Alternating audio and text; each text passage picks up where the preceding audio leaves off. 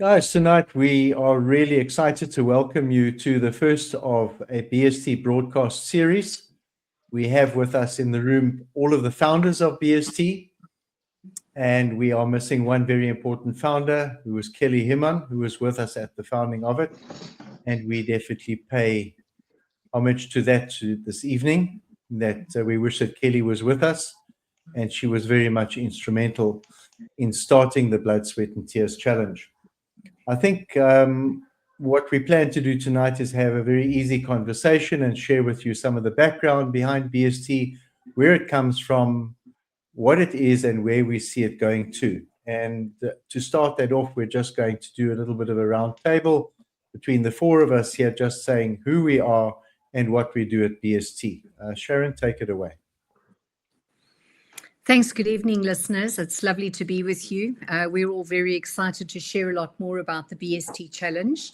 My name is Sharon, and I pretty much handle the experience of BST. I get involved with the administration, the bookings, the inquiries. Some contestants that are not sure, still sitting on the fence, I tend to be the one to push them over the edge. So really just putting it together in terms of the organizational back end of BST. Thank you. Travis? Thanks, Dad. Evening, everyone. This has been a long time coming. Thanks for the introduction. My name is Travis. Basically, event operations, logistics, taking care of stages and safety, and making sure that the competitors are tested on every front and continuously surprised. It's quite an exciting job. Yeah, I think you do that quite well. I've got this habit of calling Travis and Mark Himman Jekyll and Hyde, because the two of them are continually dreaming up some new challenge for the guys. I see that Mark's camera has disappeared for a while, but that doesn't matter. He's not the most handsome person on the planet anyway. I would mention that he is in Ireland at the moment, so I'm not sure if he switched his camera off to drink a little bit of Guinness or some Irish whiskey or something. But Mark, go ahead and tell us what you do in the challenge. Excellent. It's a pleasure to be here.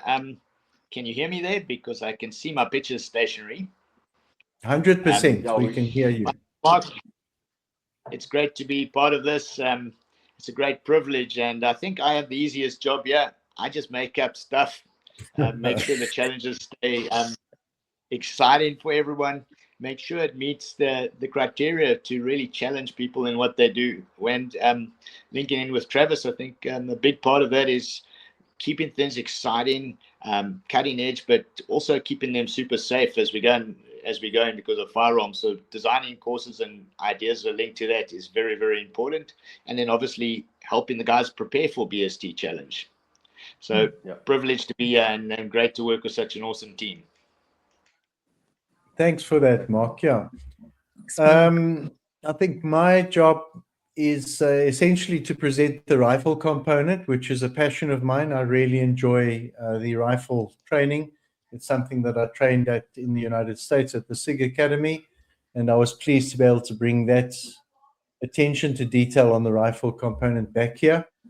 I think other than that, I'm probably known as Corporal Moan a lot, the one that will find something to moan about most of the time.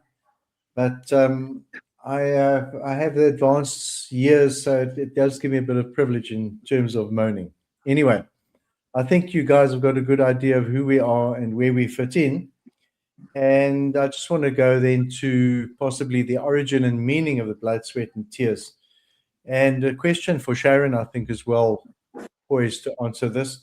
Sharon, what does BST mean to you personally that perhaps wouldn't make it into a brochure?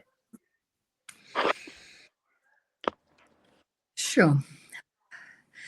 I think it's shooting for us as a family is a passion, and we live in the beautiful Karoo, and I think it was an opportunity for us to bring the environment that we live in alive and bring about a passion. And of course, we all quite focused on well-being, and it made sense for us to bring the tactical side together with fitness.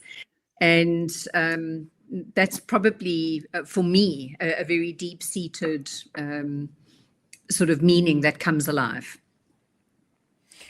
Yeah, I think that we could all get behind that. Tell me, Mark, if someone's never heard of BST, how would you explain it in one breath? Well, it's a little tough in one breath, but I think it's developing a warrior mindset or warrior well-being, like Sharon said, and that is linking both the physical skills and attributes. So being skilled, being attributed, a mental mindset to push through things, and then also having the endurance to say, how do I bring all those things together? How do I do that under stress? We have two types of stress, adrenal stress, so we're going to force that one, as well as physical stress. So bringing all that together is critical in a challenging environment and keeping it safe at the same time. Lovely. Yeah, I think that really pulls it together. I wanted to go a little bit off one or two of the questions that I'd looked at and just mention that probably if I had to say one of the core elements that separate our offering, the Blood, Sweat and Tears Challenge, from events, similar events overseas, particularly in the United States, and some events in Europe, and certainly anything that is presented in Africa, is the very, very unique environment that we are privileged to be able to present in here. There are 4,000 hectares of rugged wilderness that provide various challenges. The weather in the summer in the Karoo is challenging. The weather in the winter in the Karoo is challenging. And if you happen to catch one of those perfect days where the temperature is perfect and there's not a lot of wind, everybody's walking around looking a bit bewildered to say, what's going on here?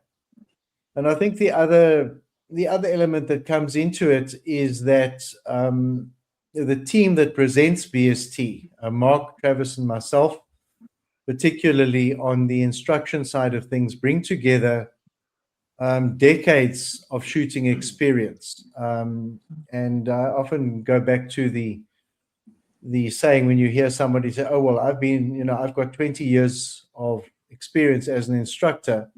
I often think to myself, without being disparaging about that person, is that really 20 years of experience, or is it 1 year of experience repeated 20 times?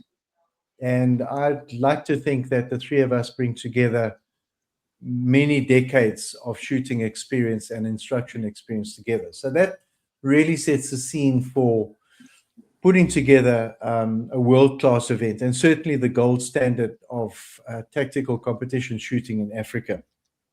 Travis, walk me through what a contestant actually goes through across the event.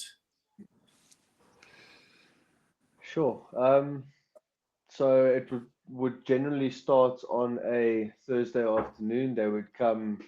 It's a 3-day event where they'd actually be competing for 3 days. The first day would be general check-in. They would get a chance to make sure their firearms are all sighted in and set and ready to go for the next day. They would have a chance to visit the range and see the setups and possibly have a look at what they're in store for the next day. The first day of competition, we generally do a standards tests and exercise. It's basically just for us to verify safety and to make sure that everyone is on par. When the competition is running at full tilt on the following 2 days, we don't really have time to assess those issues. So the first day is generally just running through that.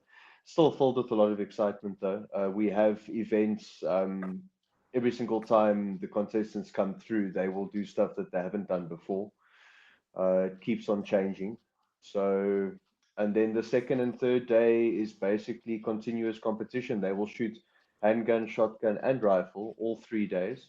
There'll be a mix. Probably about 250 rounds of rifle, and about 250 also of handgun, and about 150 shotgun over those 3 days. So it's quite a bit of shooting, and they will be tested on every aspect. And yeah, looking forward to it. Yeah, it certainly is a comprehensive competition. Mark, why the 3 platforms and the physical load that they have to carry together? Why not just the shooting match? That would make life too simple. But not only that, guys, if you think we wanted a tactical environment, and it's really a challenge in the tactical attributes. And even though not everything is tactical as far as taking a corner or everything, the attributes for each of those platforms is critical to be able to transfer under stress. And those are the things that are going to be you're going to end up using personally, or in a work environment. So you need to be fluent in all 3 platforms, and versatile. Adaptability is critical.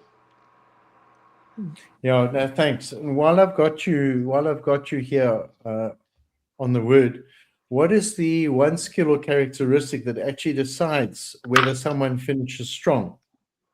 Not necessarily talent. What's the other thing, Mark, that you would say makes them a strong finisher? Willpower. Yeah, Yeah. spot on, I think. Yeah. Discipline.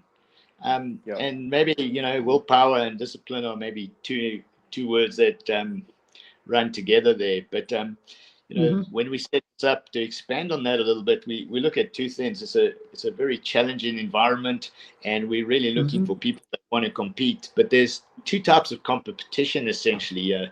There's one for the guys that are going to go beat everyone else. And if you look at something like the Comrades Marathon or anything like that, it's a great accomplishment to complete and finish this successfully. So willpower, discipline to push yourself through, even if you're the middle of pack or stone last, to keep going and driving through shot and keep pushing and keeping your skill set up and challenging yourself that way. Yeah, I've heard you say that a lot to the guys. It doesn't matter whether you're finishing at the front. It's also a personal test for yourself. Yeah. Yeah, and so I Sharon, think it's important that we have the guys that are going to go and come in the gold medal space, if you'd put it that way. But there's more than one challenge in this event. You can compete against others and yourself. Yeah, for sure. Sharon, what does someone walk away with that they didn't have going in? Sure.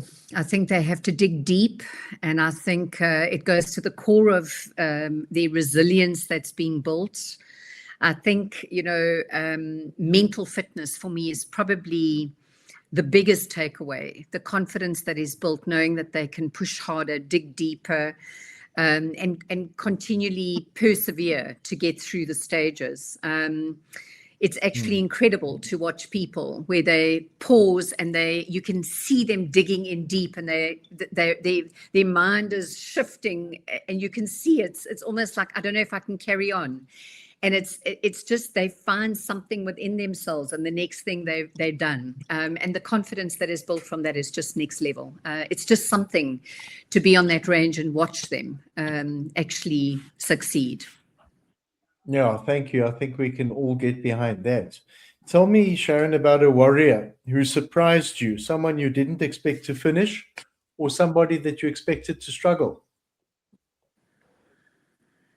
Sure. It's quite a difficult question because people are quite unassuming. They arrive with the gear. I think probably one of the biggest things that is the telltale sign.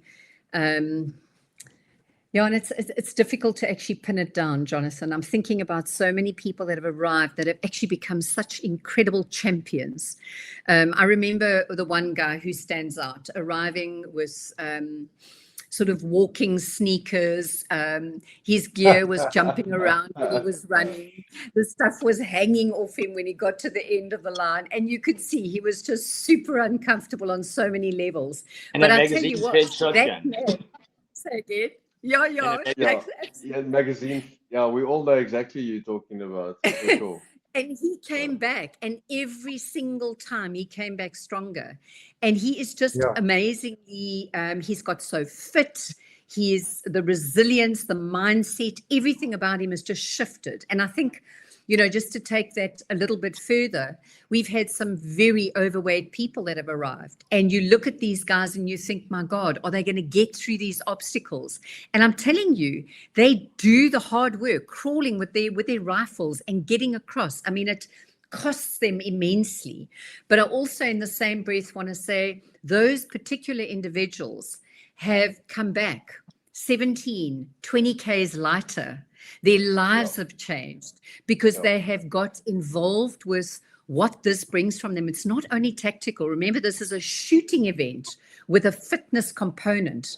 But I'll tell you what, their lives, the well-being, the health factor is just, it goes through the roof. So, I maybe didn't answer your question directly, but that's what comes up for me. Yeah. No, that's fine. I think we can probably keep the names out of it. Absolutely. Travis, tell me, what does next year look like that's different from this year, especially with the GTG concept? So it's a good question. Maybe I should just do a bit of background on what the G2G is for any listeners that are tuning in for the first time or haven't really been to a BST or a Get to Grips. So G2G stands for Get to Grips. We ran our first pilot program in 2023, late 2023, with 10 people, a control group, really keen sport shooters, a really good, lovely bunch of people, and put them through their paces. And we just realized that people were lacking just the general attributes to even run platforms, multi-platforms, running as a sport shooter.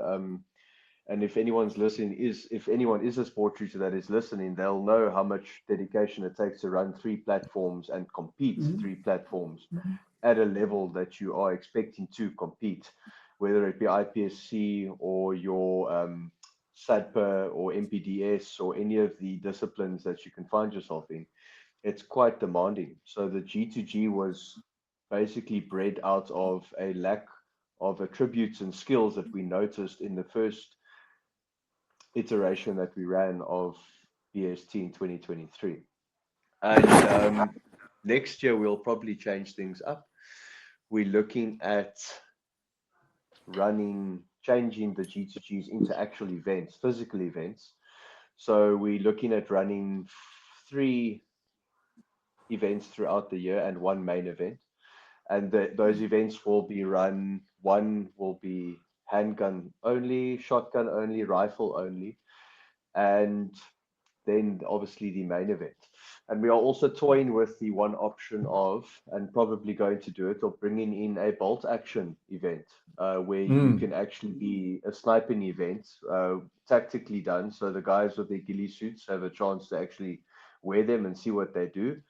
And we'll bring in a component where it's, I think it just opens up such a range. So next year is going to be really exciting. And having the 4 events out of the whole year, or actually 5 events, including the main event, it gives us a chance to run different environments and different. So there'll be a summer and a winter. So we'll have different facets too. Next year is really exciting. Yeah, and Trev, I think we discussed exciting elements such as low light. We have exciting scope work and stuff like that. Yeah, bring some nods in there. Mark, just imagine nods. Blindfolds. Yeah, there we go. Mark just wants to blindfold everyone. We've tossed quite a lot of questions around here. Is there anything that you specifically wanted to ask of each other or anybody else, or put onto the table? Well, Jonathan, I think one of the things you said is kind of what separates us, and part of it was not only being sterile in the sense of, and no criticism, a lot of the international events are very sterile in the sense that very structured, and we are very structured. Everything runs to the minute, but keeping that African feel, where there's always a room for variation and adaptability linking in there, and then linking that into the Karoo environment, which you brought up. is critical. So keeping that African flavor. For example, the guys that have run the river run, you'll know that changes every single time. Yeah. You know, if you're running the cross country, it changes every single time. It's not sterile shoot back track. Those targets will be in a different place this year, and every year there's a wild card event in there as well. Yeah. No, I think that certainly does keep it. You're quite right, Mark, that the flexibility of the event in our hands in the planning is really good, and we have a blank canvas here when we're planning an event like the final that's coming up soon, and I'm very excited to see those stages developing already. So, guys, if nobody else has got anything to add on this specific session, I think that we could probably a good time to close off and remind the viewers that are picking this up. And guys, we know that you are going to be sharing this with your friends, the people that you think need an absolutely awesome experience, who have got all of the Closet Queen firearms sitting in the safe and not coming out. Bring them out and dust them off. And our August event, and there's plenty of time still, not plenty of time, but there's time to enter it still, is from the 20th to the 23rd of August, all dates inclusive. The best place to enter it, to make contact with us, is at bstchallenge.co.za, and that will take you straight to a website entry form. And finally, before I close off, I'd like to ask the three of you for one word. You're only allowed one word to tell me what August means to you in terms of an event. Epic. Yeah, Darren, let's go. Sure. The only word that comes to mind is next level. Get ready. So that was three, but that was three, but you're a lady, so you can have three times. One Loud word. extra words. I got a hyphen. Step up. Love it. Love it. Love it. Well done. And you, Travis? I said He epic. said. How much? Epic. Epic. Okay. Okay. Yeah, I've also got a maybe hyphen. epic.